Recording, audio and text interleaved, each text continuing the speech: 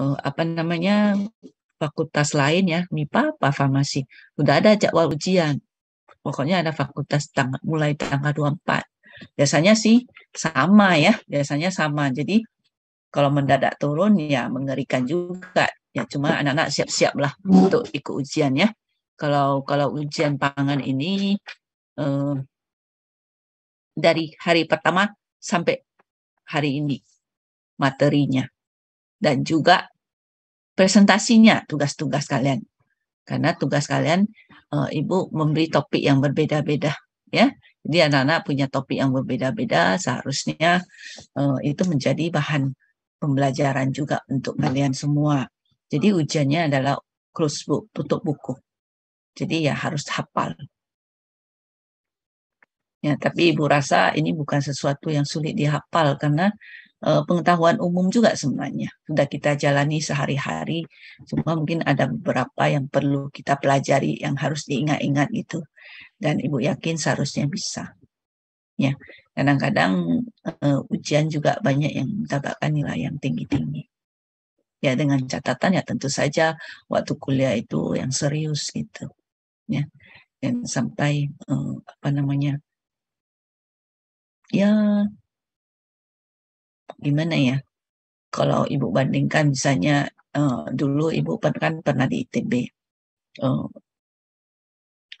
Anak-anak sana itu malu kalau kerjasama waktu ujian. Jadi pengawasnya tenang-tenang aja. Kadang-kadang malahan pengawasnya nggak ada dan mahasiswanya tidak mau nyontek, tidak mau kerjasama. Ya, masing-masing kerja sendiri. Mereka merasa malu.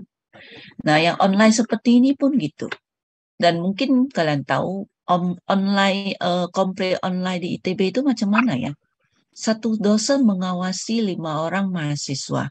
Ya, walaupun ujian online, kemudian layarnya itu, screen-nya itu harus sampai nampak mejanya itu. Ya, harus nampak mejanya. Jadi tidak boleh kerjasama. Tidak boleh ya Ibu nggak tahu lah, mungkin tidak boleh buka buku juga karena kompre ya. Dia kompre online dulu itu 3 bulan hanya sekali komplainnya dan ya ujiannya bisa seharian. Kalau nggak lulus tunggu 3 bulan lagi. Seperti itulah. Dan kita tidak bisa menduga soalnya apa karena berbeda-beda ya. Jadi ingat satu dosen cuma mengawasi 5 orang dan 5 orang mahasiswa itu ya calon sarjananya itu screen-nya itu harus nampak sampai monitornya nampak sampai mejanya, sampai ke tangan-tangannya gitu. Ya, ketika dia kompre. Nah, ini cerita dari asesor kita kemarin. Senin Selasa kemarin kan ada asesor dari LAM Teknik untuk mengakreditasi program S3 kita. Jadi salah satu dosennya itu dosen ITB, salah satu asesornya dosen ITB. Ya, rata-rata asesor ini semua dosen. Jadi ya termasuk dosen Ibu juga yang mengajarkan operasi teknik kimia dulu, operasi teknik kimia yang pemisahan dan juga fenomena Bapak itu ya. Seperti itulah. Dan jangan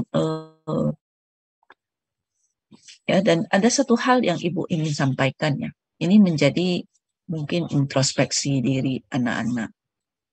Kita kuliah seperti ini, banyak sekali misalnya kalian hadir, terus kalian join, tapi orangnya tidak ada. Kenapa tidak ada? Ketika dipanggil, ketika tidak menyahut, dan tidak mau menjawab. Dan itu sangat membuat yang menegur itu, yang menyapa kalian itu sangat tersinggung. Nah, ini merupakan sikap yang sangat tidak baik. Dan kemarin waktu Ibu di rapat ya dengan kawan-kawan dan mereka sangat marah. Sebenarnya nilai mahasiswa itu seringkali nilai A itu bukan karena dia layak dapat A. Mungkin nilainya sebenarnya cuma B. Karena ada hal-hal tertentu misalnya, anaknya rajin. Walaupun dia misalnya salah tapi dia berusaha. Ya, ada kemauan sehingga dia diberi nilai A. ada usahanya untuk memperbaiki. Jadi dia diberi A, diberi nilai A. Jadi kemarin udah ajaannya adalah kalau memang sudah nggak bagus, nggak usah dikasih A semua. Seperti itu. Dan ada pengalaman kemarin, ya gara-gara ibu ke kampus, ibu dengar-dengar cerita dari teman-teman. Nah, angkatan 2016 itu kan TRP-nya masih per grup yang 4 orang. Jadi mereka waktu seminar TRP itu kan online. Nah, ketika ditanya, mereka nggak mau jawab, nggak bisa jawab. Salah satunya nggak bisa jawab. Tanya yang lain juga tidak jawab. Mereka pikir, ya bisa lulus. Ternyata tidak lulus. Nah, ujian lagi, kejadian lagi, seperti itu lagi. Nggak diluluskan lagi. Ya, jadi karena mereka pikir, ya pokoknya kawannya yang nggak mau jawab, dia pun nggak mau jawab. Nggak bisa jawab, yang lain, apa namanya, setia kawan, nggak usah jawab juga. Akhirnya diputuskanlah mereka tidak lulus. Dan ujiannya satu-satu sekarang. Jadi kemarin waktu ibu ke sana itu rupanya mereka menghadap langsung dengan dosen pembimbingnya, yang salah satunya Pak Tun Muji. Ya, dan salah satu anak mahasiswanya rupanya orang tuanya datang karena tidak lulus, dan dia melaporkan bahwa kawan-kawannya itu ajak, kalau nanti nggak bisa jawab, misalnya yang lain walaupun bisa jangan jawab. Jangan jawab. Dan mereka yakin ya nanti paling nggak lulus sekali. Yang kedua kalinya sebenarnya pasti lulus. Dan ternyata tidak lulus karena tidak bisa juga gitu ya. Hal-hal yang prinsip itu tidak bisa menjawab. Nah, seperti itu kemarin ibu juga dengar-dengar, kebetulan ibu di situ, jadi mereka responsi lagi, mungkin tanya jawab lagi sama salah satu pembimbingnya yang seperti ibu katakan Pak Termuji. Jadi ditanya lagi, kenapa bisa terjadi pengeringan itu? Apa sih yang terjadi di pengeringan? Konsepnya apa gitu? Prinsipnya apa gitu? Nggak bisa jawab, ya. Seperti itulah kira-kira. Dan pertanyaan dengan Pak Termuji itu, Pak Tumuji selalu bertanya tentang konsep, prinsip dasar. Kenapa bisa terjadi? Kenapa begini? Kenapa begitu? Ya. Nah, ibu ceritakan seperti ini karena ibu merasa sayang lihat anak-anak. Kalian masih muda, ya. Jangan terbawa kebiasaan yang buruk, ya. Dan jangan menganggap semua orangnya ya pokoknya kan kita gini-gini aja lah, nggak akan dihukum gitu. Belum tentu. Ya, dan ibu pun belum tentu ibu akan memberi kalian selalu nilai tinggi kalau ujiannya tidak bisa. Apalagi kerjasama yang jawabannya sama semua. Mungkin di antara dosen-dosen ibu paling rajin. Ibu baca dengan teliti apa yang dijawab dan ibu tahu siapa yang jawabannya sama. Sampai saat ini, ya sampai semester lalu ibu masih tidak terlalu menghukum ya, paling ibu kurang menilai. Tapi bisa jadi kalau seperti itu terus tidak ada perubahan ya, tepat salah ibu menjatuhkan sanksi gitu ya. Ibu menghukum langsung tidak lulus. Ya, seperti itulah kira-kira. Ini nasihat ibu, janganlah bersikap seperti itu. Cobalah berpikir yang dewasa. Sebenarnya masa depan kalian itu di tangan kalian. Kita berusaha, Tuhan menentukan. Tapi kalau kamu tidak ada usaha, mau seenaknya saja, ya pasti hasilnya jelek. Ya. Ibu bukan mau pamer, mau apa ya. Tapi ibu mau cerita ponakan ibu. Dia sangat rajinnya. Dia sangat rajin, kemudian dia lulus PTN itu karena memang dari jalur pemanduan bakat ya, jalur undangan. Karena nilainya memang sangat bagus. 90-an nilainya. Ya, nilai rata-ratanya. Jadi dia masuk ITS, kemudian setelah itu kemarin bulan 7 apa bulan 8 kemarin, ibu tiba-tiba dihubungi teman ibu itu seorang manajer, dia kerja di grup perusahaan besar gitu ya. Di bawah grup itu ada beberapa perusahaan besar dan bergerak dalam bidang pabrik minyak goreng, gula, teh dan sebagainya. Dia minta ibu rekomendasikan mahasiswa ibu gitu ya, yang alumni yang sudah tamat gitu, yang bisa kerja di situ. Nah, jadi ibu cuma bisa memberikan apa namanya itu lowongan kerja gitu, perusahaan perlu ini kasih ke alumni. Dan salah satunya kebetulan ponaan ibu. Kebetulan dia baru selesai sidang ya, dan IP-nya sangat tinggi, 3,89 kalau nggak salah. 3,86 atau 89. Dia sangat rajin, sangat semangat ya, dan sangat serius. Dari kecil dia juga sudah sangat serius. Jadi ibu rekomendasikan ke teman ibu, walaupun semuanya bidangnya nggak cocok. Ibu nggak tahu karena teman ibu tuh nggak bilang dia mau cari di bidang apa. Dia tahu ibu teknik kimia ya. Dia teman SMA ibu dulu. Dia mau teknik kimia ya, lulusan teknik kimia pokoknya teknik lah gitu ya. Ditempatkan di mana dia nggak bilang karena perusahaannya banyak. Jadi katanya nanti ditempatkan ini berapa bulan orientasi ke sini, nanti entah berapa minggu orientasi ke tempat lain di mana dia cocok maka dia ditempatkan di situ. Ya, seperti itu. Mereka punya kebun teh dan mereka buat teh juga. Nah, jadi padahal ponaan ibu itu menurut ibu sebenarnya dia bukan teknik ya. Walaupun sebenarnya dia bahasa apa nilai IPA-nya itu sangat bagus, tapi dia tidak masuk bidang teknik. Dia masuk desain produk ya, desain produk. Dan ibu rekomendasikan ke teman ibu tanya apakah diterima yang gitu. Ya masukkan lamaran. Ternyata dia diterima dengan gaji sesuai yang dia minta. Ya, ya kalau dibandingkan dengan USU memang gajinya jauh lebih tinggi lah. Seperti itu. Dan dia sudah mulai kerja. Jadi kata teman ibu, ya tidak berarti bidangnya nggak cocok, dia nggak bisa kerja. Karena dia punya potensi. Ya. Pertama dia dikasih tugas, apa dikasih tugas? Video, merekap video. Ya, jadi ada video yang mungkin sepotong-sepotong itu digabung, kemudian diberi lagu gitu ya, kasih backgroundnya, back sound segala macam gitu. Dan setelah ibu dengar, memang sangat bagus hasilnya itu, ya sangat bagus. Memang begitulah ibu sendiri dengan ponaan ini hampir tidak pernah jumpa ya, berapa tahun jumpa sekali gitu.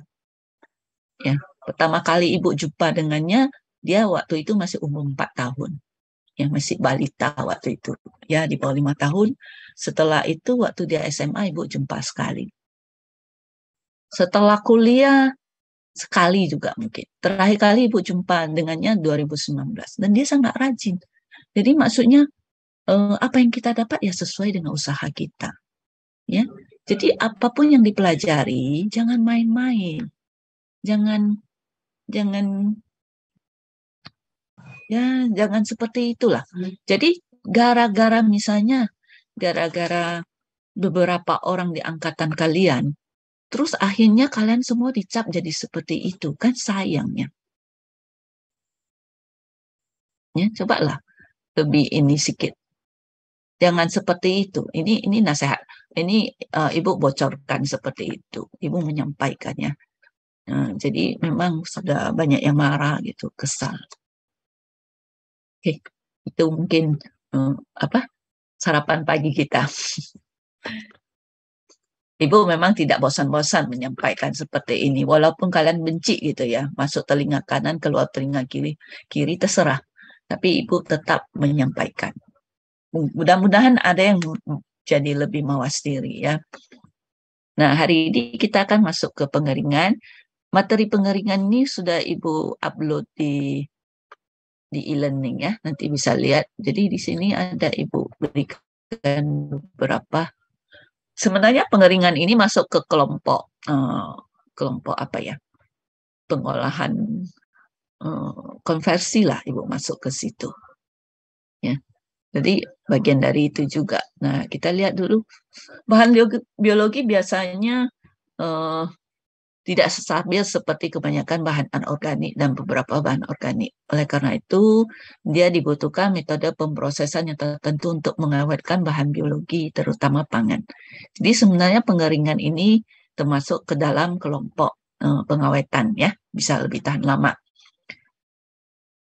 Metode pemrosesan secara fisika dan kimia seperti pengeringan, drying, smoking ya, pengasapan, salting, penggaraman, pendinginan, pembekuan, dan pemanasan dapat digunakan untuk mengawetkan pangan. Pengeringan merupakan unit operasi teknik kimia yang paling tua, umum, dan macam-macam. Ya, sudah lama sekali ya dipraktekkan, dan oleh karena itu, karena yang mau dikeringkan itu bermacam-macam, beraneka ragam, maka prosesnya juga, proses pengeringannya juga macam-macam, dan alatnya juga macam-macam. Sangat-sangat bervariasi ya. Jadi kita lihat di sini, sampai buku yang Ibu ambil itu ya, sebagai rujukan, itu katanya ada tipe pengering itu yang sudah 400 jenis tipe pengering ya, yang dilaporkan di literatur, sementara lebih dari 100 jenis tipe yang berbeda biasa tersedia. Jadi dari sekian banyak ditemukan orang, diciptakan orang, nah mungkin yang umum kita jumpain hanya sekitar 100. Dan mungkin kalau kalian ada di antara kalian yang menjadi bimbingan Ibu Rosnanelli, mungkin kalian juga mempraktekkan pengeringan dengan misalnya metode hybrid ya. Hybrid misalnya dengan gabungan silika gel ya, menggunakan silika gel, dan juga dengan panas dari matahari, seperti itu, gabungan hibrid ya. Nah, tujuan pengeringan sendiri untuk apa? Untuk mempermudah penanganan padatan flowing. Nah, ini kemarin semester lalu angkatan 2019 kan sudah belajar, sudah mempraktekkan ya mode drying. Nah, jadi tujuan drying itu mempermudah penanganan padatan free flowing, kemudian mengawetkan, menyimpan, mengurangi biaya transportasi. Kenapa bisa mengurangi biaya transportasi? Coba ada yang mau jawab, Ibu?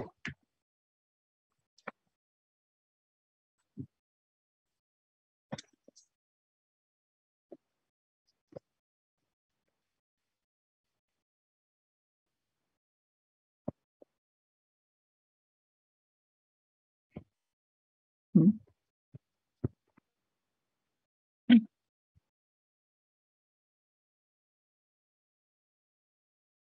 Coba kenapa? Kenapa bisa mengurangi biaya transportasi gara-gara proses pengeringan itu? Izin, Bu.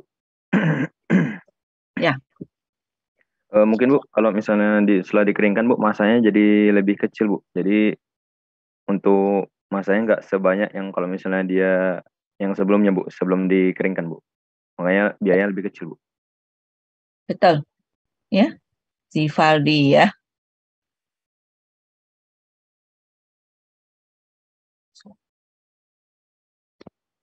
Hari ini tanggal 21 ya.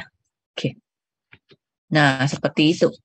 Ya, jadi dengan pengeringan itu biaya transportasi bisa berkurang karena volumenya jadi berkurang ya. Massa berkurang, volume berkurang. Dan juga mencapai kualitas produk yang diinginkan. Konsumsi energi pada pengeringan berkisar kurang dari 5%. Ini untuk industri proses kimia, hingga 35% untuk proses operasi pembuatan kertas. Ini bandingkannya. Jadi konsumsi energinya bisa sangat besar sampai 35%. Terutama seperti pabrik pulp itu, karena hasilnya itu kan pulp yang basah ya, nanti dia harus dikeringkan.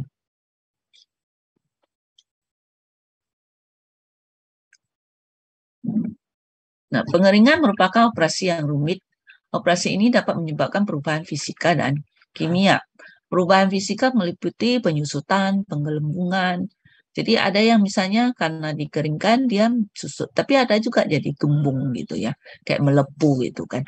Jadi bolong di dalamnya, kembang gitu, melar jadinya.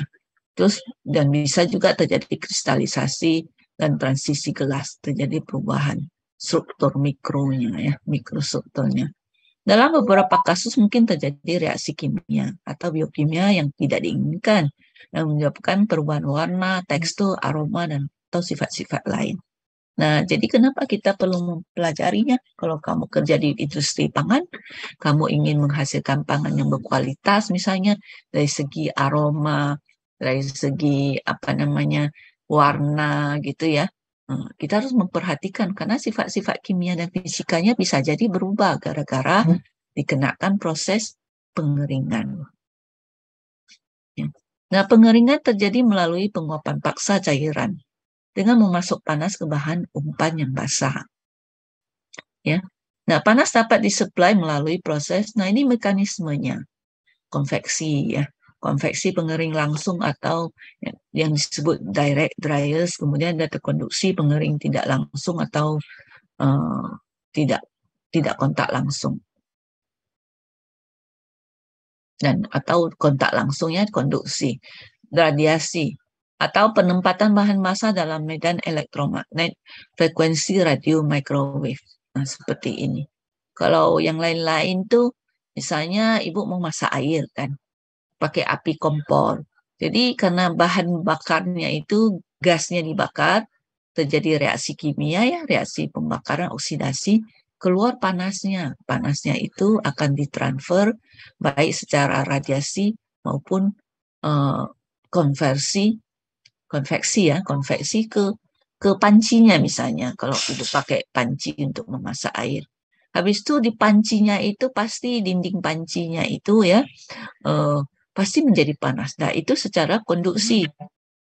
Secara konduksi, kemudian secara konveksi lagi ke dalam air, ya. Jadi karena dipanaskan, air itu terjadi perubahan densitas. Dia memuai.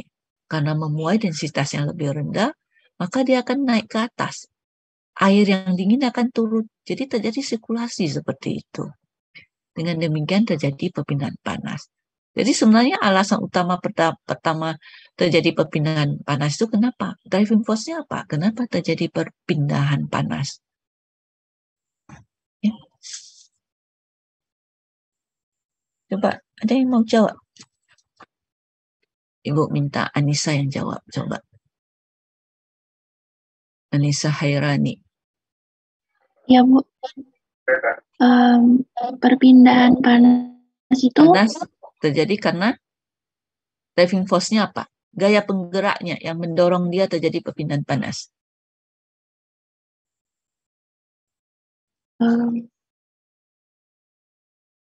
aliran udara. Panas.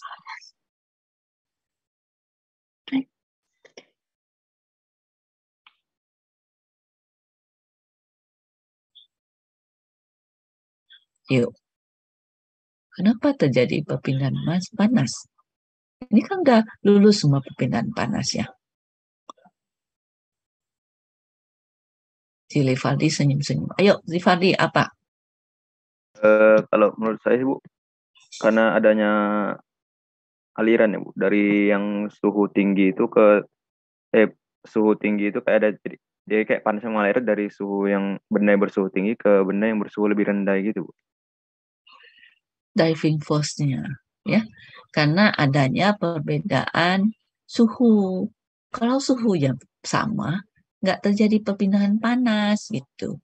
Kalau ibu lebih banyak duit, ibu bisa kasih ke kalian. Kalau uang ibu sama dengan uang kalian sama banyaknya, kan ibu nggak kasih. Sama kok kayaknya ya. Nah, yang tidak mungkin itu adalah orang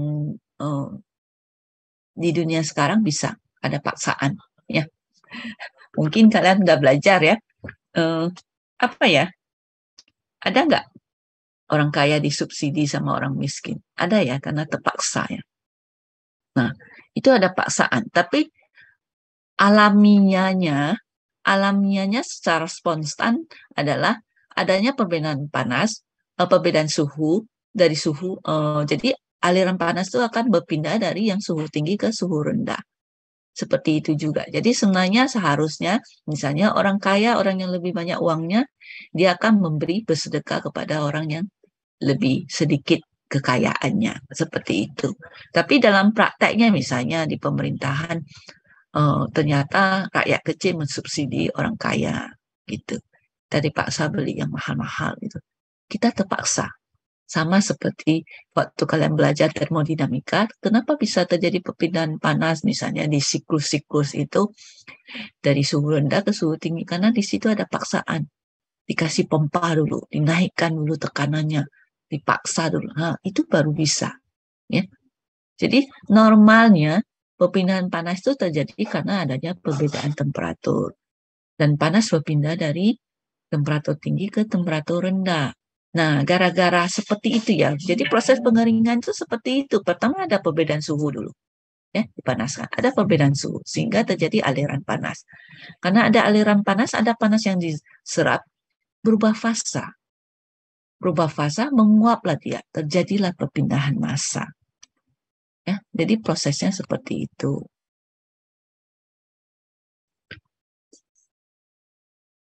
Nah, kita lihat di sini, lebih dari 85% pengering industri adalah jenis konvektif yang menggunakan udara panas atau gas hasil pembakaran secara langsung sebagai medium pengering. Ya.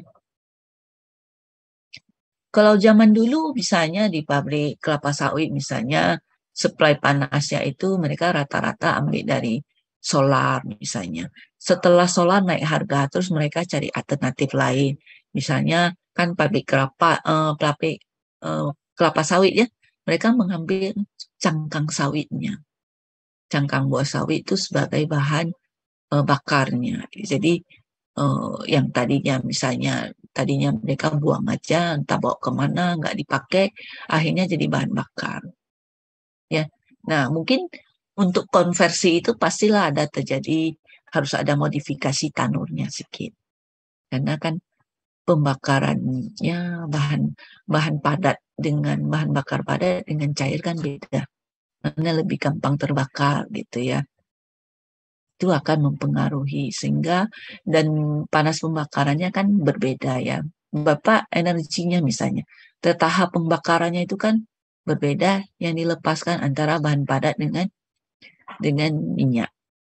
Jadi dari segi itu biasanya ya waktu minyak solar naik-naik harganya kan, nah rata-rata pabrik mencari alternatif lain. Jadi macam mana, terus mereka modifikasi sedikit tanurnya supaya cocok bisa produksi kalor yang sebanyak yang dibutuhkan seperti dulu. Kemudian juga misalnya dengan batu bara. Terus sekarang mereka bikin yang namanya co-firing. Co-firing itu mereka bikin arang dari biomasa misalnya. Entah dari sampah lah, entah dari biomasa lah yang dibuat. Jadi dibuat seperti arang gitu ya. Jadi dijadikanlah yang namanya istilahnya co-firing gitu. Nah, kita lihat karena pengering ini sangat-sangat banyak macamnya, jadi klasifikasinya pun jadi rumit ya. Jadi misalnya ada yang diklasifikasikan berdasarkan cara pengoperasiannya. Nanti kalau udah begitu, maka di situ adalah yang sistem batch, sistem continue. Nah, ini yang kasih tanda bintang itu adalah ini yang umum digunakan di industri. Ya, berarti ini pengoperasian secara kontinu itu yang banyak ditemukan. Kemudian tipe input panasnya. Apakah konveksi, konduksi, radiasi, atau intermittent, atau continue, atau adiabatik, atau non-adiabatik. Nah, yang umum itu adalah yang konveksi, kita lihat ya, yang konveksi. Kemudian yang continue, intermittent itu yang macam mana? Intermittent itu yang sebentar, hidup sebentar, mati, hidup, mati, hidup, mati. Seperti itu disebut intermittent. Kemudian adiabatik. Adiabatik itu apa? Adiabatik itu kontak langsung. Kontak langsung ya. Kontak langsung misalnya kita panaskan dengan, kita keringkan dengan steam. Steamnya kontak langsung. Ya. Atau misalnya seperti pengasapan. Asapnya dikontakkan langsung dengan ikannya. Jadilah ikan sale yang hitam dan bau asap. Nah, itu yang namanya kekurangan dari pengasapan itu. Ya tergantung kalau bau asap yang diinginkan ya, kayak ikan sale yang enak itu yang bau asap ya, atau yang nggak ada bau asapnya, atau pisang sale seperti itu yang hitam-hitam kena asap. Ya. Jadi itu yang adiabatik. Kalau non adiabatik itu yang di luar dia, ya. Pemanasnya di luar, dia nggak kena ke bahannya. Misalnya lewat dindingnya gitu ya. Seperti kita kalau kita bikin sate panggang, itu adiabatik apa non adiabatik? Buat sate.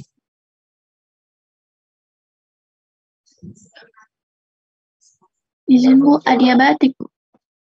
Betul, ya. Adiabatik ya. Jadi dia kontak langsung, yang non adiabatik itu yang tidak kontak langsung.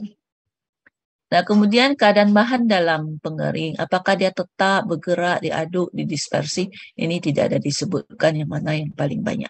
Ini tergantung bahannya. Kalau misalnya yang posisinya tetap seperti dipanggang ya, itu yang mungkin ada waktu-waktu tertentu. Kemudian yang bergerak itu supaya dia jangan hangus gitu. Ya, jangan hangus, diaduk-aduk supaya lebih seragam perpindahan panasnya. Kemudian juga ada tekanan operasinya yang vakum. Ini vakum yang paling banyak. Kenapa? Karena pangan itu tidak tahan suhu tinggi. Ya, jadi begitu suhu terlalu tinggi, materialnya itu mungkin ada gulanya atau apa bisa terdegradasi. Ya.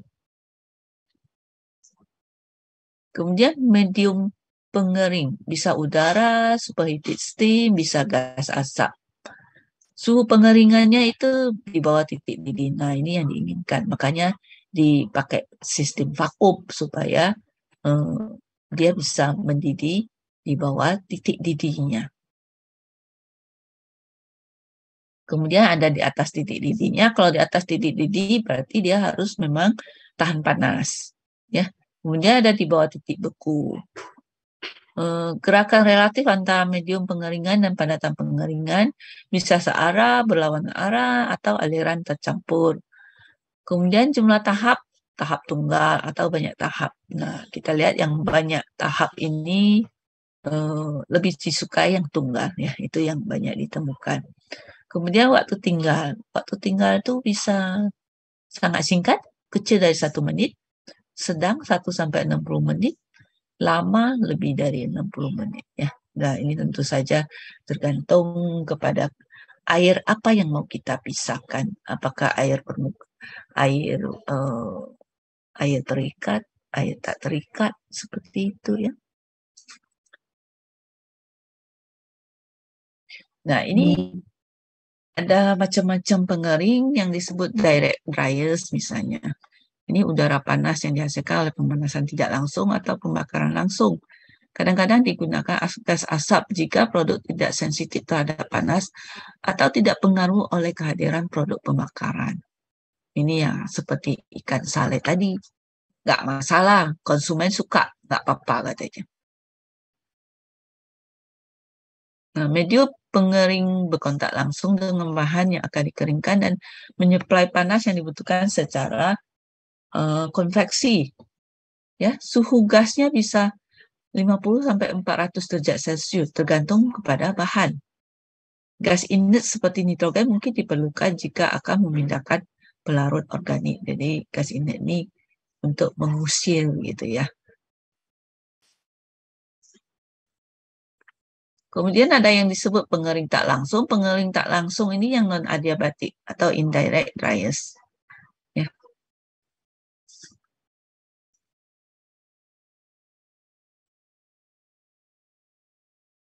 Nah, ini karena katanya tidak kontak langsung, maka tidak ada aliran gas di sisi bahan basah. Maka perlu menggunakan vakum atau udara yang mengalir. Misalnya pakai blower lah, pakai kompresor biar ada udara yang mengalir di dalam sehingga uap air yang menguap dari bahan kita itu bisa dibawa gitu ya. Sama seperti misalnya kadang-kadang cuaca sangat terik, tapi kain kita nggak kering-kering karena nggak ada angin. Jadi udah jenuh airnya di situ, nggak berpindah. Ya sama seperti oven. Oven di kampus itu misalnya, oven yang kita pakai itu kan, kalau kita pakai untuk mengeringkan bahan, ini kok nggak kering-kering. Nah, mungkin di dalam oven itu udaranya sudah jenuh dengan uap air. Jadi harus dibuka ventilasinya biar keluar dulu udara basahnya. Ya, seperti itulah. Permukaan transfer panas berkisar dari minus 40 derajat Celcius, ini freeze drying, hingga 300 derajat Celcius. Ya.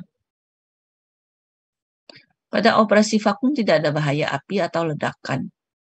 Pelarut juga mudah dipulihkan. Titik didih bahan dapat diturunkan sehingga pengering cocok untuk bahan beracun, berdebu, dan peka terhadap panas. Ya, kalau untuk pangan nggak ada lah beracunnya. Nah, ini karena Ibu ambil materi bahan ini bukan khusus untuk pangan. Jadi ada cerita seperti ini, beracun. Siapa yang mau makan makanan beracun? Pernah kalian baca di artikel apa cerita ikan buntal ya namanya? Pernah dengar? Kalau nggak salah namanya buntal. Ya, itu ikan yang ada di Jepang. Kalau kita kokinya itu, chefnya itu nggak pandai mengolah, itu racunnya masih di tubuh ikan itu. Jadi siapa yang makan, habislah. Ya, tapi orang bayarnya mahal. Mereka ya macam mana dibuat supaya racunnya hilang gitu. Ya, jadi dimakan nggak apa-apa. Jadi ada tekniknya. Nah itu mungkin rahasia dari restoran itu ya, nggak cerita sama kita, atau ya rahasia orang Jepang lah, kita nggak tahu karena kita nggak ada ikan-ikan seperti itu ya. Kita yang ada mungkin pernah baca di mana ikan piranha, wah kecil-kecil giginya tajam gitu, bisa gigit kita, bisa mati orang digigitnya, yang piranha ya. Nah, ini panas juga dapat disuplai secara radiasi menggunakan listrik atau radiator yang dibakar dengan gas alam. Ya. Nah, ini yang gelombang mikro. Ini lagi musim. Anak-anak sering buat penelitian menggunakan microwave. Ya. Pengering dieletrik dibatasi pada frekuensi antara 1 sampai 150 MHz, sementara pengeringan gelombang mikro ya menggunakan frekuensi dari 300 MHz hingga 300 GHz. Berdasarkan perjanjian internasional, kebanyakan PGM ini pengering gelombang mikro dilakukan pada frekuensi 915 sampai 2450 MHz. Ya, ini yang banyak digunakan. Sistem dielektrik dapat digunakan untuk mengeringkan breakfast cereal, ini biji crackers, biskuit, dan kue-kue ya. Dan dia juga bisa digunakan untuk mengeringkan pasta, bawang, rumput laut, potato chips, dan obat-obatan. Nah, memang ada yang mengatakan gelombang mikro itu, ya mungkin Ibu udah pernah cerita ya, katanya takut gelombang mikro itu bisa menyebabkan mutasi gen gitu ya. Seperti kabarnya Ibu pernah baca, apakah betul? Nggak tahu juga ya. Jepang melarang warganya pakai microwave gitu untuk pangan. Ya. Cuma katanya ada yang mengatakan, ada juga artikel yang Ibu baca, ini penelitian dari India ya, yang di India, katanya belum terbukti dia berbahaya. Ya, belum terbukti. Nah, kalau misalnya anak-anak misalnya suka pakai microwave drying ini, misalnya untuk ini drying ya, kalau untuk ekstraksi misalnya pelarut yang cocok itu biasanya seperti air karena konstanta dielektriknya sangat tinggi. Jadi microwave itu cocok untuk solvent pelarut yang konstanta dielektriknya besar. Ya, jadi anak-anak mungkin kalau tertarik coba dipelajari apa sih yang dimaksud dengan dielektrik itu. Yang konstanta dielektrik itu apa? Kemampuan apa yang harus dimiliki sehingga dia cocok untuk digunakan sebagai pelarut gitu ya, untuk sistem microwave gitu.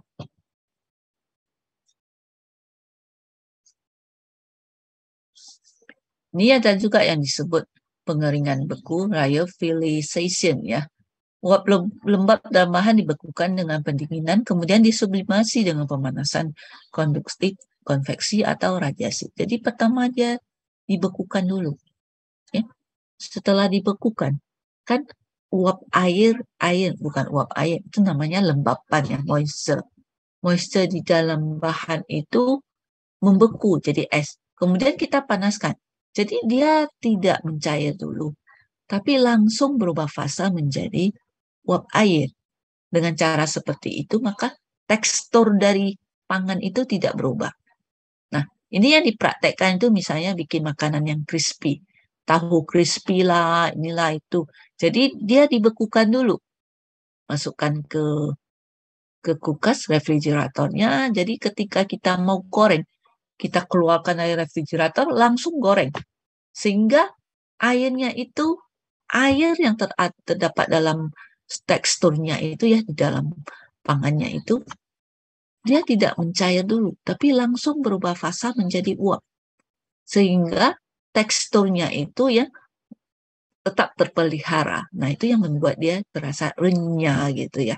Renyah itu karena banyak pori-porinya. Ya, banyak pori-porinya.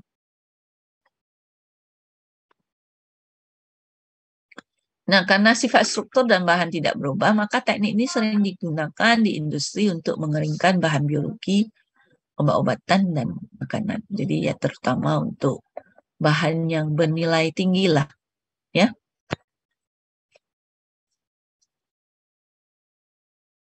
Kebanyakan freeze drying ini dilakukan pada minus 10 derajat Celcius atau lebih rendah.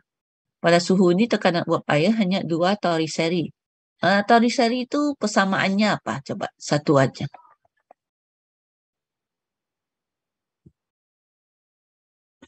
Ibu mau tahu dulu. Coba si Andrew, mana dia? Andrew Mossels. Toriseri itu persamaannya apa satuannya?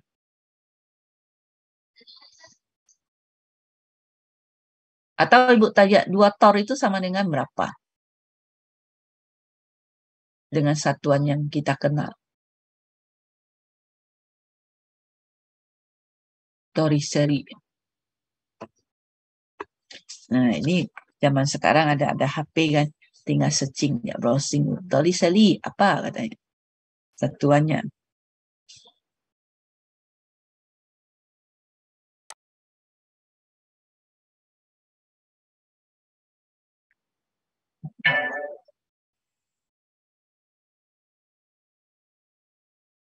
Sama dengan persamaan biasa.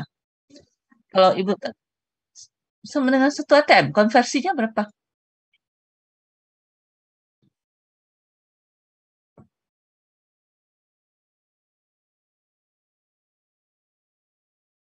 Satu toriseri itu, 1 toriseri sama dengan 1 mmHg. Ya, jadi kalau 2 tor ya berarti 2 mmHg.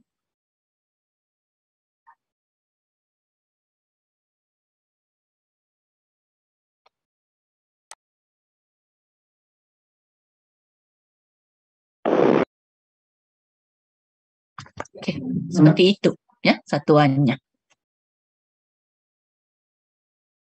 Oke.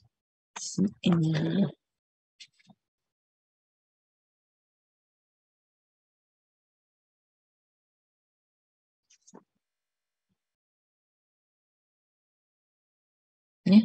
FT ini freeze drying digunakan untuk sublimasi uap lembab dari makanan laut, daging, sayur-sayuran, buah-buahan, kopi, dan konsentrat minuman. FT continue jarang digunakan karena waktu pengeringannya sangat lama. Ya, jadi dia prosesnya lama. Nah, sekarang apa sih menjadi kriteria pemilihan pengering gitu ya? Kita kalau mau memilih pengering itu sebaiknya yang bagaimana? Nah, ini informasi yang harus kita tahu. Misalnya, pertama kita harus tahu dulu kapasitas pengeringnya. Sistem produksi umpannya batch atau continue, berapa banyak yang produksi. Jadi alatnya bisa disesuaikan. Sifat-sifat fisikal dan kimia bahan, rasa, dan spesifikasi produk yang diinginkan. Apakah dia cocok ya? Misalnya pengering ini bisa menghasilkan kekeringan yang sampai sekian-sekian persen airnya. Atau ada yang nggak cocok itu. Alur masuk dan keluar dari proses pemrosesan. Apakah dia sistem kontinu itu ya langsung masuk ke alatnya dan alatnya bisa. Mungkin yang seperti tunnel dryer itu misalnya ada kayak conveyor tapi dia bisa bergerak terus gitu. Continue. Jadi harus tahu. Kemudian kandungan uap lembab umpan dan produk. Berapa sih mula-mula, berapa akhir yang diinginkan. Sama seperti pengecilan ukuran. Kita mau memperkecil ukuran, bahan bakunya berapa gede gitu ya. Sampai menjadi halus seperti bubuk, apakah bisa misalnya seperti bongkahan batu besar terus hasilnya jadi bubuk? Tidak. Dia ada tingkatannya ya. Jadi misalnya dari ukuran sekian menjadi ukuran sekian dulu, ganti alat dari ukuran sekian menjadi ukuran sekian, baru terakhir bisa dikiling menjadi bubuk itu.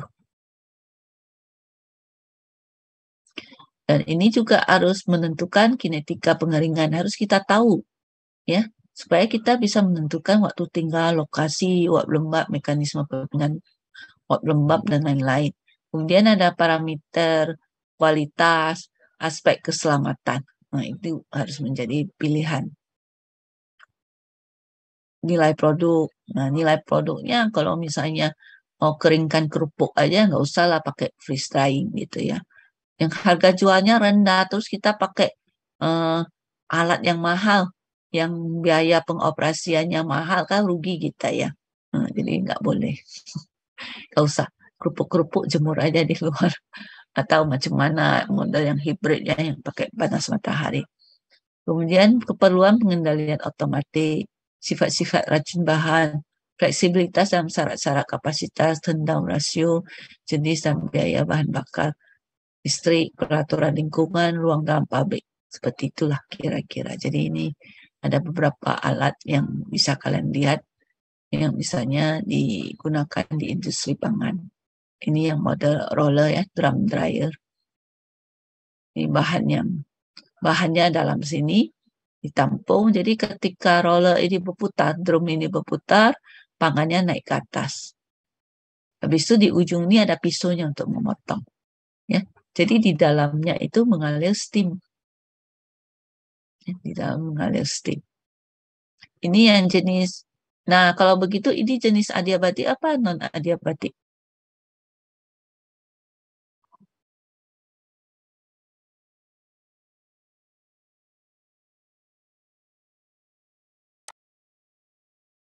Febri.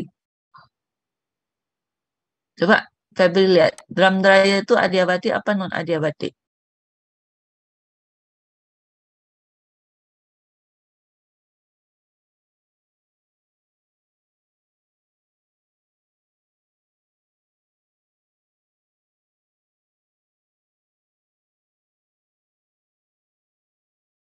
Pas ya.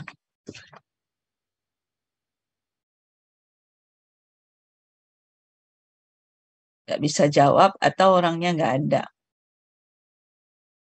Adiabatik, Bu. Drum dryer, adiabatik. Irfan, Saya, Bu. adiabatik apa non adiabatik? Non adiabatik, Bu. Non adiabatik ya. Orang ketiga, Jeffrey. Menurut saya non adiabatik. Non.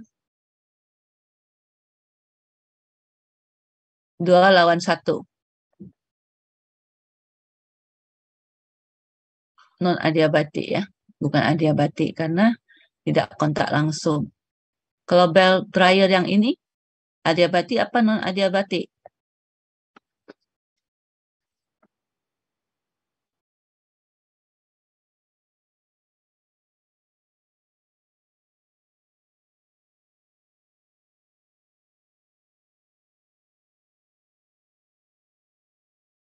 Mana ini? Jimmy. Belt dryer itu adiabatik apa non adiabatik? Jimmy. Adiabatik, Bu. Kenapa? Ada kontak langsung gitu, Bu. Kontak Dengan langsung. bahan. Oh, gitu. Oke, betul. Turner dryer? Coba Renata. Izin menjawab, Bu. Adiabatik. Ya. Oke, benar. Ya.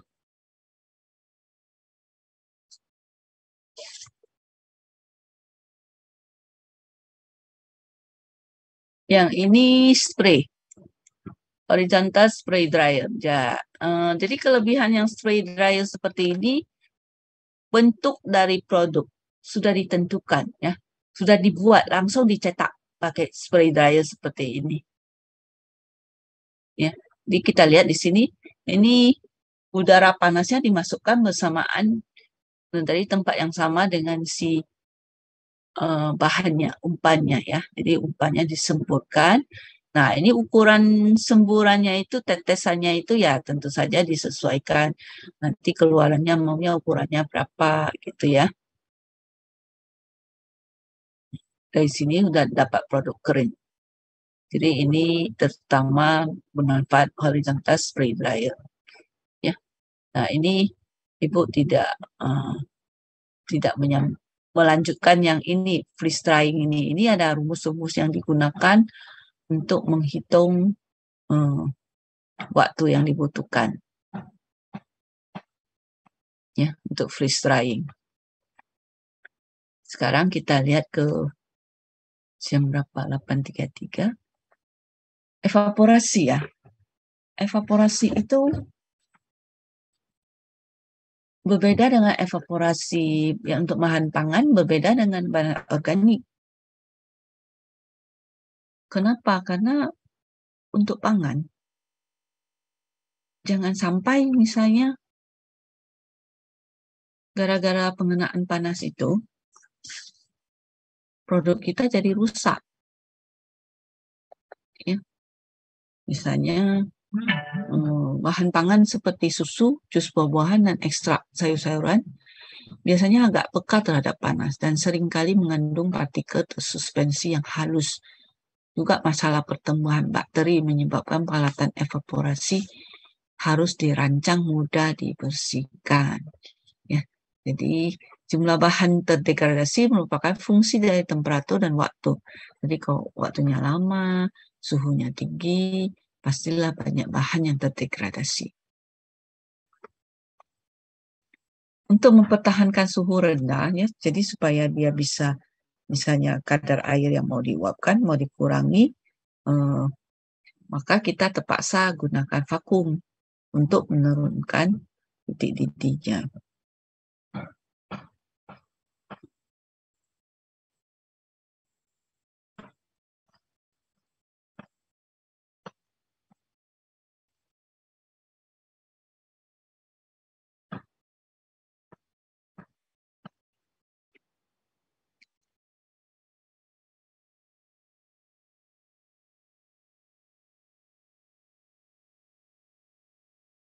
Untuk menjaga waktu kontak singkat, maka peralatan harus mempunyai waktu kontak yang singkat dari bahan yang dievaporasi. Jenis evaporator yang digunakan misalnya long tube vertical evaporator, ini untuk penggunaannya untuk susu terkondensasi. Kemudian ada falling film evaporator, ini untuk jus buah-buahan.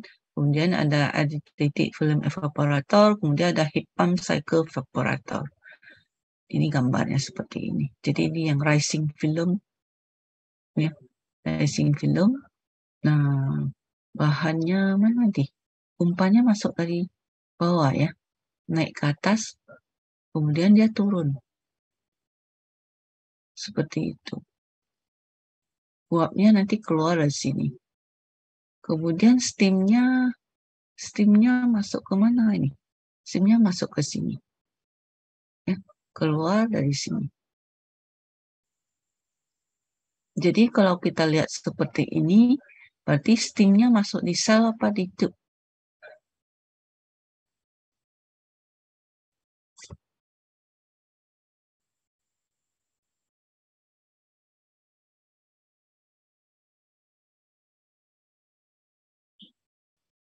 Ayo, ayo.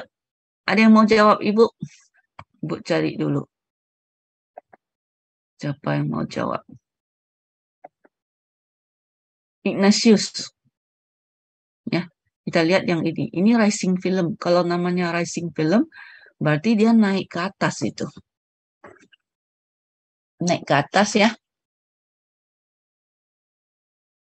Terus dipanaskan supaya dia bisa menguap, maka harus ada supply panas. Supply panasnya berasal dari steam. Nah, sekarang gambarnya seperti di gambar A. Pertanyaan Ibu adalah, steam itu masuk di sel apa di tube?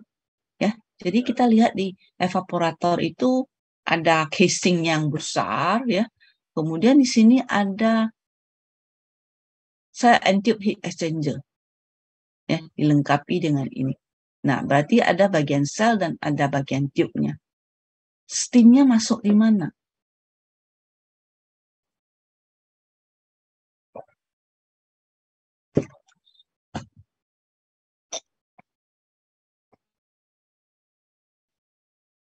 Izin, Bu. Siapa? Tadi siapa yang mau jawab? Bukan Aldi, si Bu. Ignatius. Aldi, Bu. Aldi, ayo. Kalau untuk steamnya seperti ya dia dari shell nih, Bu. Steam-nya dari sel ya. Ya, Bu. Berarti produknya itu yang mau kita keringkan itu, mau dievaporasi, dipekatkan itu lewat tube-nya ya. Iya, Bu. Jadi dia di sini ada tutupnya gitu. Jadi dia lewat dari tube-nya, kemudian dia kan naik ya, rising ya, naik ke atas dia. Sehingga sampai ke atas nanti udah ada fasa uapnya. Uapnya itu keluar dari atas, sedangkan cairannya turun, larutan pekatnya.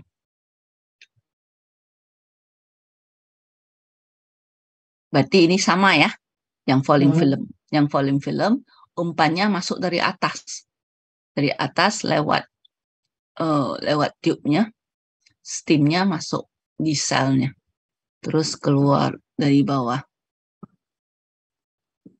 Ya, ini ada ventilasi. Jadi ini falling film turun, berarti nanti umpannya sudah terbentuk uap, sebagian airnya sudah menguap, keluar dari sini, uapnya keluar. Terus produknya turun ke bawah. Seperti itu. Ya, jadi dengan cara seperti ini, tujuannya supaya dia gampang kering, gampang pekat, airnya mudah menguap, dan waktu kontaknya tidak terlalu lama, jadi produknya tidak rusak, tidak angus gitu. Ya. Atau yang seperti ini juga, ini agitated thin film evaporator itu tadi contohnya untuk apa nih? Untuk jus buah-buahan ya. Jadi ada pengaduknya. Jadi ini steamnya di luarnya, di jaketnya, steam pemanas. Ini ada rotol, ini ada blade-nya, putar-putar kayak kipasnya lah gitu. Baling-balingnya berputar di sini. Nah, seperti itu. Jus buah-buahan peka terhadap panas dan viskositas meningkat tajam jika konsentrasinya bertambah. Nah, bahan yang tersuspensi dalam jus buah-buahan juga mempunyai kecenderungan melekat pada permukaan pemanasan dan menyebabkan pemanasan berlebihan yang mengakibatkan hangus atau rusak. Jadi, bisa kalian bayangkan, peralatan untuk pangan itu harus mudah dibersihkan. Mungkin mudah dicopot-copot, dicuci. Ya, karena kalau misalnya ada makanan yang lengket di situ, hangus, seterusnya yang lain-lainnya, misalnya kalian bayangkan seperti susu. Terus susunya udah lengket, hangus di permukaannya. Lewat susu baru, tercemar dia membawa yang kerak-kerak tadi. Habis itu, habislah rugi perusahaan karena produknya tercemar seperti itu ya. Siapa yang mau beli? Coba Ibu tanya. Kalau kalian beli susu, terus ketemu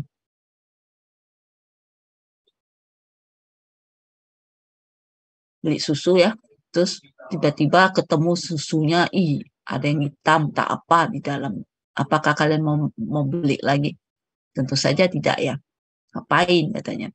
Makanya dulu ya pernah kejadian mungkin tahun-tahun lalu ponaan ibu yang kebetulan ponaan ibu lagi kebetulan. Mereka beli susu kotak itu ya. Jadi rupanya berjamur entah apa pokoknya di dalamnya nggak bagus. Terus dia komplain, mungkin bikin surat pembaca ke perusahaannya kan. Habis itu mereka dikasih setengah lusin, dikirim ke rumahnya, dapat yang baru. Ya, lumayan gitu ya.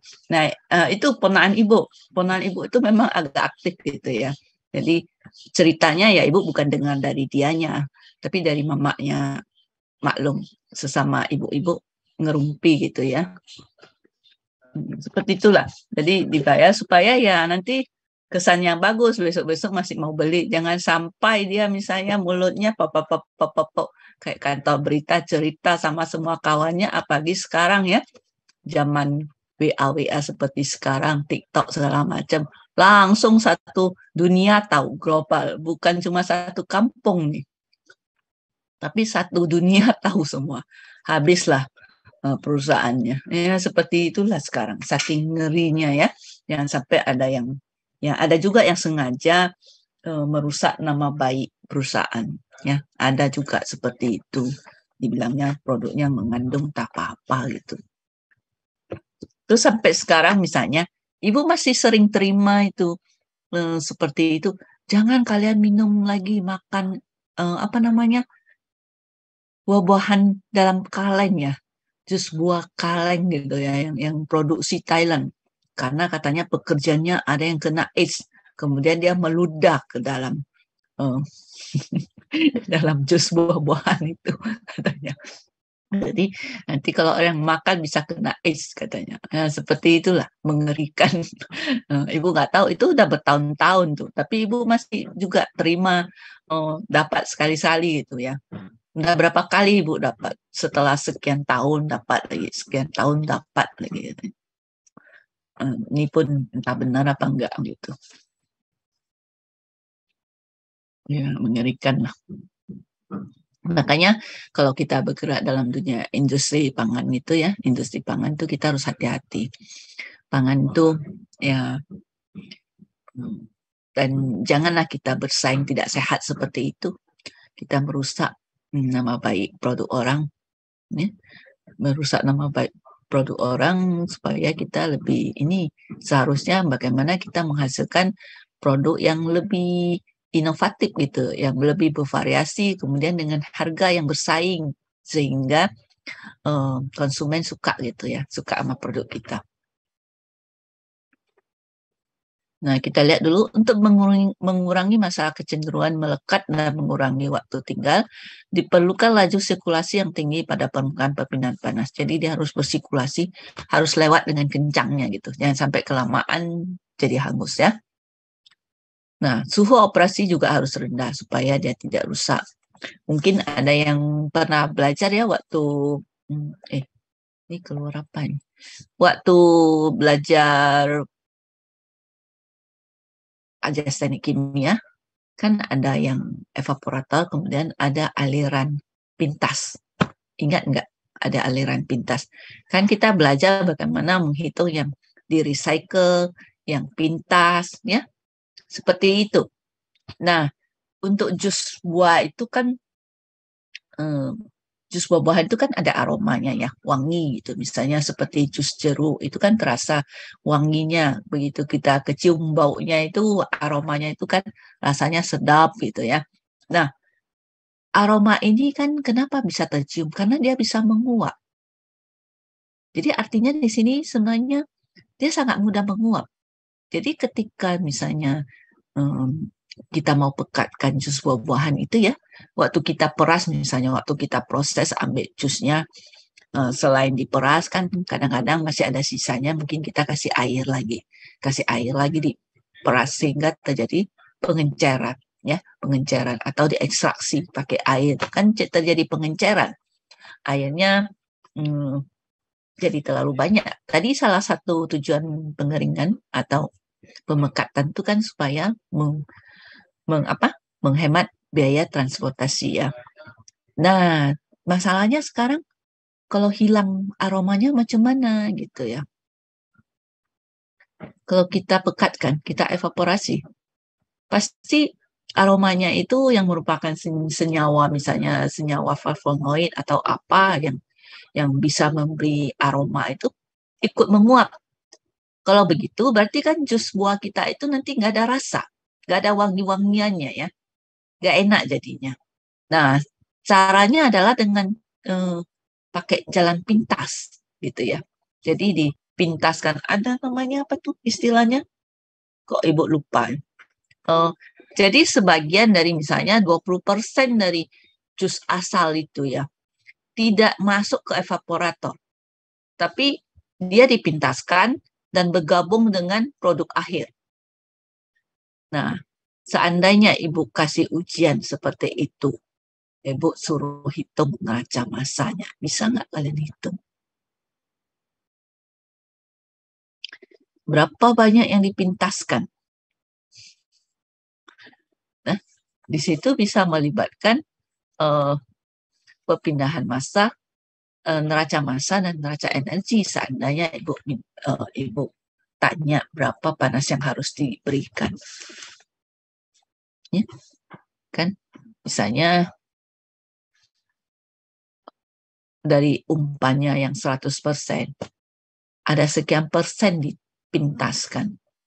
Atau Ibu tanya misalnya, berapa konsentrasi akhir? Misalnya konsentrasi mula-mula sekian. Terus dipintaskan. Ya, sekian banyak dipintaskan, sekian banyak masuk ke evaporator. Setelah itu di akhir dikumpulkan kembali. Ya. Nah, silakan lihat buku Realities-nya. Ya. Dulu-dulu Ibu kasih ujian yang seperti ini. Atau juga pencampuran ya. Pencampuran misalnya bahan ini campur dengan bahan ini sehingga produk akhir itu macam mana. Ya, itu menggunakan neraca massa.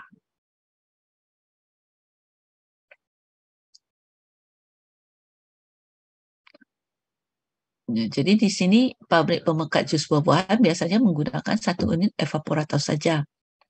Vakum digunakan untuk mengurangi suhu evaporasi. Nah, kegagalan utama dalam memekatkan jus jeruk adalah tidak mempunyai rasa akibat hilangnya komponen yang mudah menguap ketika evaporasi. Jadi untuk mengatasi hal ini, sebagian jus segar dipintaskan dan dicampur dengan jus yang telah dipekatkan. Ini larutan gula ya, misalnya untuk memekatkan kita bisa menggunakan yang jenis short tube evaporator, jenis sirkulasi alamiah seperti ini.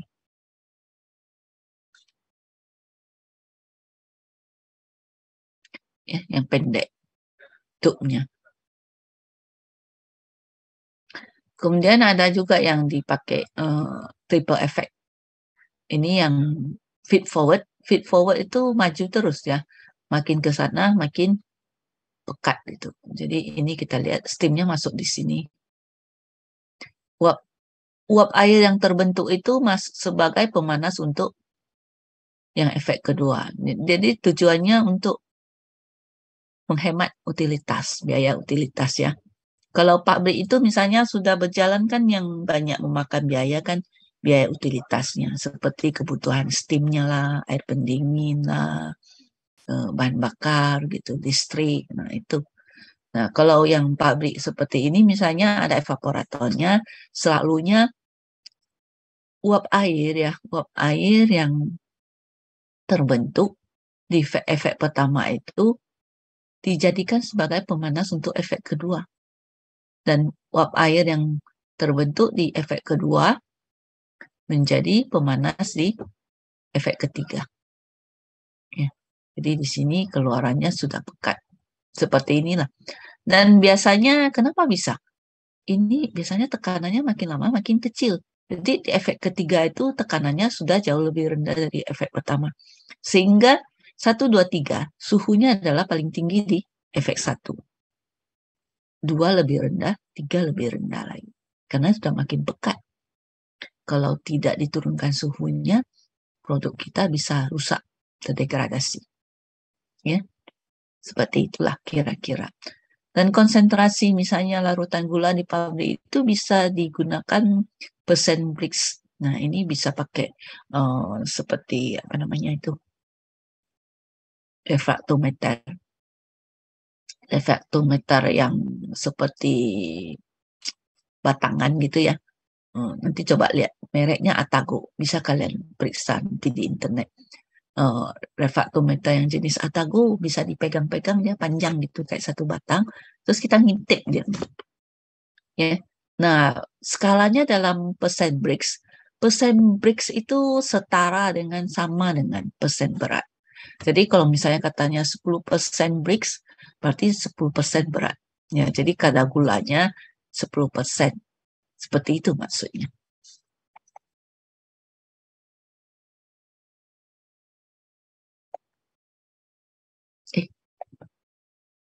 Oke. Nah, ini untuk proses pengolahannya. Ada pertanyaan sampai sini?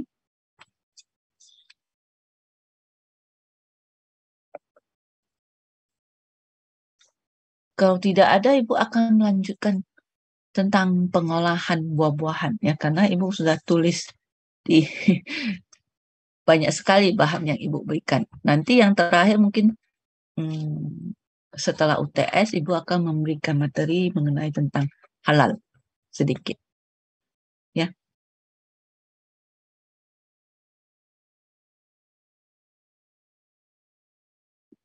Kalau tidak ada, kita lihat pengolahan buah-buahan dan sayur-sayuran.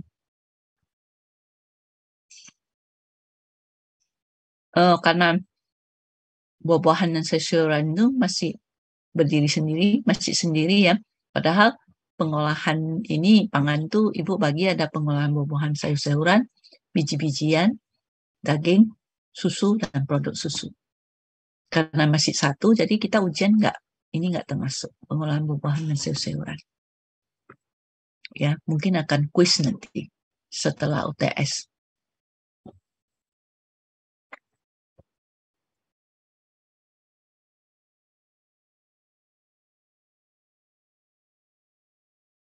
Nah, kita lihat apa peranan ini. Jadi supaya gampang ya, sebenarnya ini cocoknya disingkat menjadi sabu-sabu, sayur-sayuran dan buah-buahan. Jadi sabu-sabu gitu ya. Nah, peran utama sabu-sabu itu dalam nutrisi manusia adalah menyediakan mikronutrien, ya vitamin, serat, mineral. Dan umumnya produk pertanian ini mengandung air yang sangat banyak, sehingga dia mudah rusak, ya, akibat aksi mikroorganisme. Perubahan biokimia ini, ya, dia bisa terjadi biokimia, misalnya disebabkan oleh aksi enzim. Ya. Jadi banyak operasi pemrosesan sabu-sabu ini dirancang untuk meminimumkan penurunan kualitas akibat kerja enzim pada penyimpanan selama pemrosesan atau pada produk akhir. Jadi ini masalah penyimpanannya jadi masalah besar. Jadi di sini ada fotosintesis itu seperti ininya. Perlu cahaya matahari, klorofil, enzim, enzim klorofil, sehingga dihasilkanlah gula dan karbohidrat dan oksigen.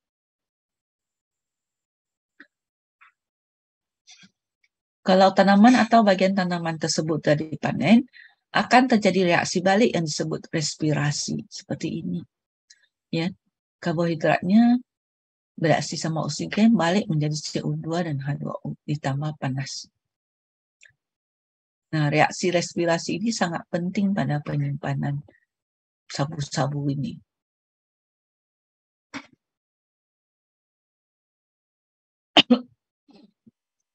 Nah, nanti baca sendirilah, Ibu kirim untuk kalian aja.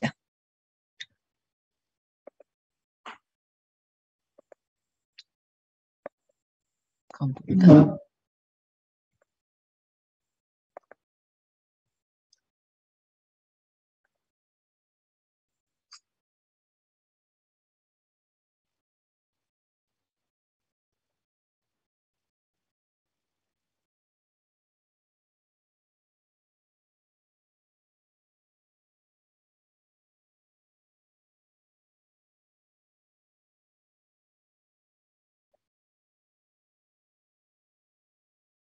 Oke, di download ya. Udah Ibu kasih yang untuk evaporasi dan ini.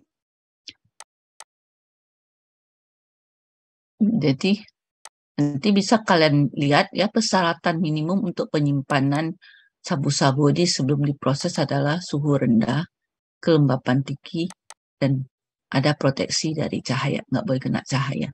Dan juga udaranya juga ada udara sekitarnya di dalam gudang itu juga harus diperhatikan. Misalnya CO2-nya harus banyak gitu. Atau apa untuk mencegah reaksi respirasinya. Ya, tengok. Atmosfernya dikendalikan supaya dia tidak berrespirasi. Kalau kurang oksigen, dia bisa menghasilkan alkohol. Ya, jadi kalau suplai oksigen tidak memadai, dapat menghasilkan ekspirasi anaerobik, di mana energi yang diperlukan oleh jaringan tanaman diperoleh dengan memecah kandungan gula menjadi alkohol tanpa oksigen. Ya, kalau ada oksigen tadi, kan balik menjadi CO2 dan H2O. Kalau oksigennya kurang, dia akan menghasilkan alkohol, sehingga waktu kita makan ini kok ada bau-bau alkoholnya. Seperti itulah. Ya.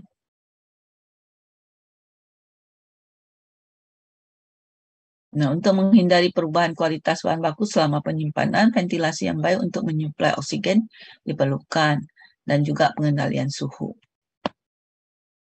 harus diperhatikan. Jadi ada hal-hal yang perlu kita perhatikan ketika kita menyimpan. Karena kan tanaman seperti itu kan dia tidak tahan disimpan ya, karena kandungan airnya tinggi.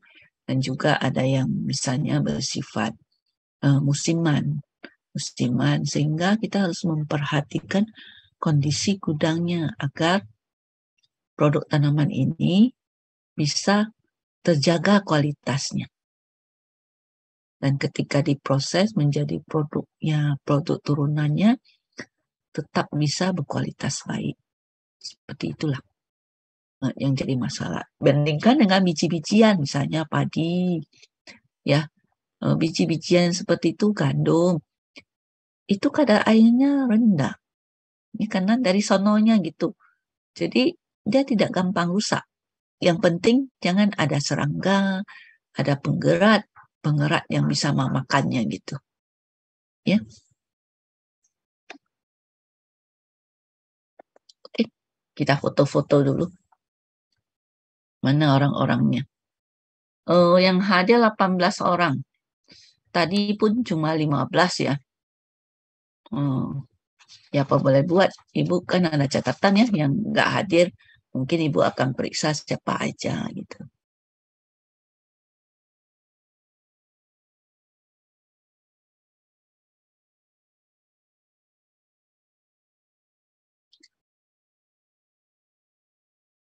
Oke, senyum dulu yang manis. Virus Hawari daripada mana dia kok rambutnya kembang-kembang nggak sisiran. Si Ignatius juga baru muncul. Ignatius ya, tadi Ibu panggil-panggil nggak jawab dia. Udah kena lah itu. Udah Ibu blacklist siapa yang nggak jawab tadi. Oke. Nah, jadi Ibu ambil foto seperti ini beserta dengan nama-namanya. Jadi kalau Ibu cek absen, ketahuan. Jadi Ibu dengar-dengar dari dosen-dosen kemarin hasil waktu rapat tuh, salah satunya adalah bahwa mahasiswa sering menghilang karena tidak ingin menjawab, tidak mau menjawab, menghilangkan diri. Tapi absen ada. Jadi dari screenshot seperti ini, dari sini ditentukan siapa yang hadir, siapa yang nggak hadir. Gitu. Sampaikanlah kepada kawan-kawannya supaya lebih hati-hati. Semester ini masih ada setengah semester dan belum ada UTS. Mudah-mudahan semuanya menjadi lebih baik, memperbaiki sikapnya, ya, memperbaiki sikap, jangan sampai seperti itu, kalian sendiri yang rugi. Tidak ada gunanya perang dengan dosen. Karena dosen itu bukan musuh kalian. Ya, dosen itu bukan musuh, tapi mereka yang akan membimbing kalian. anggaplah sebagai orang tua kalian yang membimbing kalian menuju sukses, baik dunia maupun akhirat. Ya. Seperti ibu. Ibu sebenarnya kalau ibu nggak mau ngomong juga ngapain? Kalau ibu ngomong-ngomong merepet gitu kan makin dibenci sama mahasiswa. Jadi ngapain ibu capek-capek? Tapi sebagai orang tua, sebagai dosen kalian, ibu merasa kewajiban ibu untuk mengingatkan anak-anak. Ya, supaya lebih, ya karena tidak pernah nanti misalnya, itu kan kenapa ibu dulu tidak mengingatkan saya katanya. Kan ibu yang jadi salah. Jadi sekarang setelah ibu mengingatkan, kalau kalian juga masih tetap begitu, ya udahlah, rasakan. Ya, jadi ingat-ingat apa yang ibu sampaikan. Ya, oke. Sampai jumpa pada saat ujian. Nah, tadi masih gosip-gosip di WA, belum ada juga jadwalnya, masih sangkut di dekan. Ya, dekanat apa masih WD1 katanya. WD1 seharusnya Ibu Renita ya. Mungkin saking sibuknya mau akreditasi prodi mana, prodi sini itu lupa atau macam mana nggak tahu juga Ibu ya. Jadi belum turun. Cuma katanya kelihatannya kita bisa ujian offline minggu depan. Ya, seperti itulah kira-kira. Oke. Selamat belajar. Jangan malas-malas. Ingat demi masa depan kalian sendiri. Kenapa kita nggak mau capek-capek? Habis itu kita bisa bersenang-senang ya. Daripada sekarang bermalas-malasan, nanti kita susah. Nggak bisa bersaing sama orang. Ya, seperti itu. Sampai jumpa kapan-kapan. Assalamualaikum. Selamat. Masih pagi ya. Selamat pagi, Ibu. Waalaikumsalam, Bu. Komisi. Izin, Bu. Yuk. Bu. Izin, Bu.